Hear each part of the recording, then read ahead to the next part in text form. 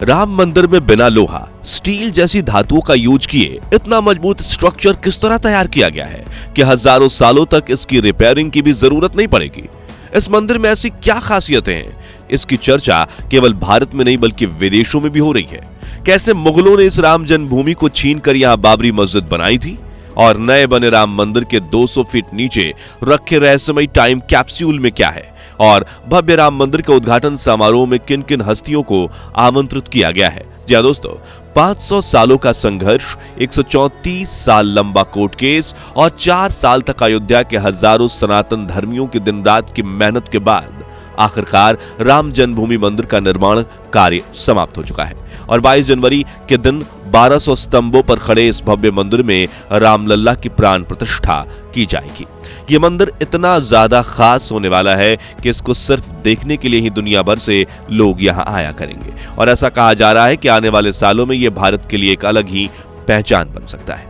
आपको जानकर हैरानी होगी कि राम मंदिर को बनाने में लोहा, स्टील या दूसरे किसी भी तरह के मेटल का यूज नहीं किया गया है। फिर भी इसकी डिजाइन कुछ इस तरह से बनाई गई है कि इसका नष्ट होना तो दूर, आने वाले हजारों सालों तक इसे रिपेयर करने की भी जरूरत नहीं पड़ेगी। दोस्तों, पिछले 5 सालों से जिस पल का लोगों को बेसब्री से इंतजार था, अब वह एकदम करीब आ पहुंचा है क्योंकि राम मंदिर निर्माण कार्य पूरा हो चुका है और इसके उद्घाटन की तिथि घोषित कर दी गई है। इतना ही नहीं, इसके उद्घाटन समारोह में शामिल होने के लिए वीवीआईपीज इनविटेशंस भी बांट दिए गए हैं और उसी से यह पता चलता है कि अयोध्या राम मंदिर का भव्य उद्घाटन समारोह 22 जनवरी के दिन होने वाला है। अब वैसे तो लोग इस मंदिर के बनने का पिछले 5 सालों से इंतजार कर रहे हैं क्योंकि इसको बनाने का काम साल 2019 में शुरू हुआ था, लेकिन सही मायनों में यह इंतजार 5 सालों का नहीं बल्कि 500 सालों का है। इसलिए इस मंदिर को इतना ज्यादा खास माना जा रहा है। वो कैसे, चलिए आपको इसके बारे में बताते हैं। असल में दोस्तों, अयोध्या की जिस पावन धरती पर यह राम मंदिर बनाया गया है,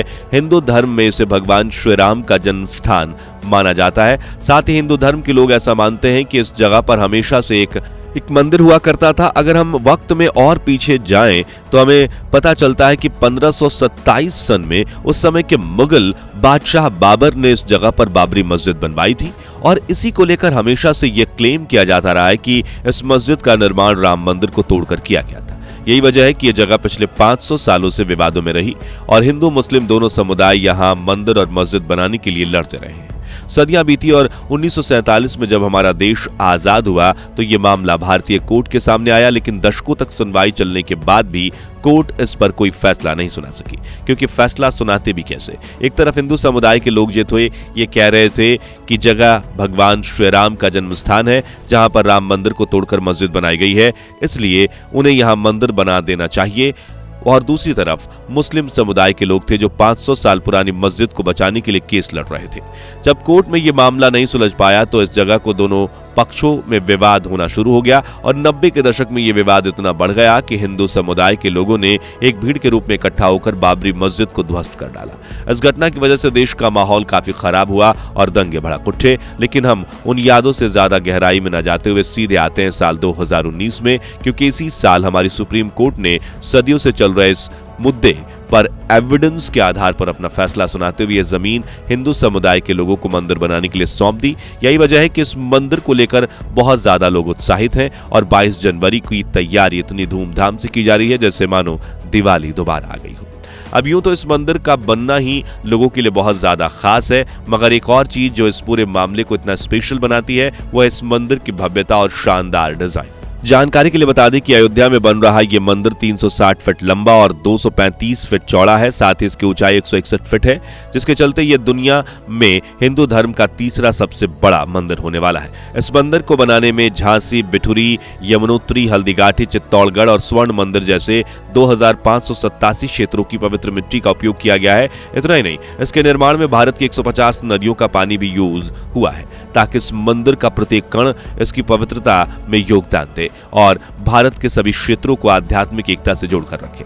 अब मंदिर के डिजाइन पर अगर आए तो इसके डिजाइन को हिंदू धर्म ग्रंथों में निहित वास्तु शास्त्र और शिल्प शास्त्र के सिद्धांतों से बनाया गया है। वैसे बता दें कि इसका ये शानदार डिजाइन प्रसिद्ध भारतीय आर्किटेक्ट चंद्रकांत सोमपुरा ने अपने दोनों बेटों आशीष और निखिल के साथ तैयार किया है। असल में सोमपुरा परिवार पिछली कई जनरेशन से मंदिर का डिजाइन बनाने के लिए विख्यात रहा है और इनके परिवार के द्वारा दुनिया भर में 100 से ज्यादा मंदिर बनाए जा चुके हैं। इसमें सबसे प्रमुख भारत का सोमनाथ मंदिर है, जिसका डिजाइन चंद्रकांत सोमपुरा के दादाजी ने तैयार किया था। दोस्तों, राम मंदिर के डिजाइन या कहें स्ट्रक्चर की सबसे खास बात यह है कि इसे बनाने में लोहे या स्टील जैसी किसी भी मेटल का उपयोग नहीं किया जाता। आपको बता दूं कि अब आपके मन में यह सवाल उठ रहा होगा कि आजकल तो छोटा सा घर बनाने में भी कई टन लोहा खपा दिया जाता है, फिर इतना बड़ा मंदिर बिना मेटल के कैसे बन गया? साथियों, इसका जवाब आपको उन मंदिरों को देखकर मिल जाएगा जो भारत के अंदर पिछले हजारों साल से मौजूद हैं और अभी भी वो आजकल की इमारतों से कहीं गुना ज्यादा मजबूत है। आपको क्या लगता है, ये इतने पुराने स्ट्रक्चर टूटते क्यों नहीं, जबकि आज की आधुनिक तकनीक से बनाई गई इमारत मुश्किल से 100 साल भी नहीं टिक पाती? असल में इसका कारण है कि लोहे की और स्टील के पिलर्स की जगह मजबूत पत्थरों का इस्तेमाल करना, और जितने भी पुराने मॉन्यूमेंट आज हम देख सकते हैं उन सब की मजबूती का राज यही है। ना तो इन पर आंधी तूफान का कोई फर्क पड़ता है और ना ही भूकंप का। इन्हीं को देखते हुए और राम मंदिर को यही मजबूती देने के मकसद से इसका कंस्ट्रक्शन पारंपरिक निर्माण विधि से किया गया है, जिसमें मेटल का कोई काम नहीं किया गया है। अगर अभी भी आपको इसकी ड्यूरेबिलिटी की चिंता हो रही है तो आपको बता दें कि इसका स्ट्रक्चर इतना मजबूती से बनाया गया है कि आने वाले 1000 साल तक इसको रिपेयर करने की भी जरूरत नहीं पड़ेगी। साथ ही ऐसा बताया जा रहा है कि 7.5 मैग्नीट्यूड तीव्रता का भूकंप भी इसकी बुनियाद को नहीं हिला पाएगा, क्योंकि इसका फाउंडेशन जमीन में 50 फीट गहरा बनाया गया है। वैसे भी इस मंदिर की हर एक ईंट पर भगवान श्री राम का नाम लिखा हुआ है, तो जाहिर सी बात है कि कोई इसका कुछ बिगाड़ नहीं सकेगा। इसके अलावा मंदिर की सुंदरता और भव्यता बढ़ाने के लिए इसकी दीवारों पर उच्च किस्म की वास्तुशिल्प भी की गई है। 3 मंजिल में फैले 2.7 एकड़ के विशाल मंदिर के ग्राउंड फ्लोर पर श्री राम के बचपन को वास्तुशिल्प के द्वारा दर्शाया गया है। आपको बता दें कि मंदिर में प्रवेश करने और निकलने के लिए 12 मुख्य द्वार बनाए गए हैं, जिसमें हर एक द्वार पर की गई कारीगरी देखने लायक है। दोस्तों, राम मंदिर के निर्माण से जुड़ी एक रोमांचक बात यह है कि मंदिर के गर्भगृह के ठीक 200 फीट नीचे एक टाइम कैप्सूल रखा गया है। अब आप सोच रहे होंगे कि यह टाइम कैप्सूल क्या होता है, तो आपको बता दें कि यह खास तरह के मटेरियल से बना कंटेनर होता है, जिसमें तरह तरह के मौसम को सहने की क्षमता होती है और यह अपने अंदर मौजूद सामान को सदियों तक बचाए रखता है। और राम मंदिर के नीचे रखे गए टाइम कैप्सूल में एक ताम्र लेख रखा गया है। इस ताम्र पत्र पर मंदिर का संक्षिप्त इतिहास, शिलान्यास की तारीख, भूमि पूजन करने वाले मुख्य अतिथि, उपस्थित विशिष्ट जन का नाम, निर्माण की शैली तथा वास्तुविद का नाम लिखा गया है, ताकि अगर भविष्य में इस मंदिर की भूमि को लेकर कोई सवाल खड़े हों तो ये टाइम कैप्सूल एक ऐतिहासिक दस्तावेज के रूप में काम आएगा। बता दें कि 2011 में पीएम मोदी ने महात्मा मंदिर के नीचे और 1973 में इंदिरा गांधी ने लाल किले की नींव में ऐसा एक टाइम कैप्सूल रखा था। तो दोस्तों, भव्य राम मंदिर की निर्माण प्रक्रिया पूरी हो चुकी है और इस समय इसके उद्घाटन समारोह की तैयारी जोरों शोरों से चल रही है। रिपोर्ट्स के मुताबिक भारत के पीएम श्री नरेंद्र मोदी और उत्तर प्रदेश के मुख्यमंत्री योगी आदित्यनाथ इस समारोह का हिस्सा बनने वाले हैं। इसके साथ ही देश के और भी कई बड़े बड़े हस्तियों को इसमें इनवाइट किया गया है, जिसमें मशहूर टीवी सीरियल रामायण के राम अरुण गोविल, माता सीता का किरदार निभाने वाली दीपिका चिलिखिया, अक्षय कुमार, कंगना रनौत, अमिताभ बच्चन, रजनीकांत और अक्षय कुमार जैसे एक्टर्स शामिल हैं। तो दोस्तों, आज के लिए बस इतना ही।